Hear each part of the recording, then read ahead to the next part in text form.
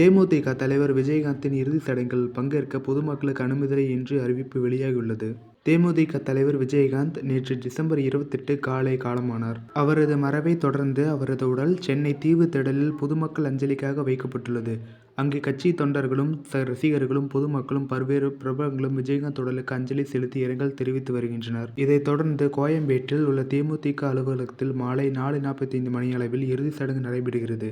72 துப்பாக்கி குண்டுகள் முழங்க முழு அரசு மரியாதையுடன் கேப்டன் விஜயகாந்தின் உடல் நல்லடக்கம் செய்யப்பட உள்ளது. இதனிடையே விஜயகாந்த் இறுதி ஊர்வலம் ஈவேரா சாலை வழியாக நடைபெறும் என்றும் போக்குவரத்து காவல்துறை தெரிவித்துள்ளது. தீவுத்திடலில் இருந்து கோயம்பேடு அலுவலகத்திற்கு ஈவேரா காலை வழியாக இறுதி ஊர்வலம் செல்ல உள்ளது. ஈவேரா சாலை வழியாக செல்ல பிற வாகனங்களுக்கு கட்டுப்பாடு விதிக்கப்பட்டுள்ளது.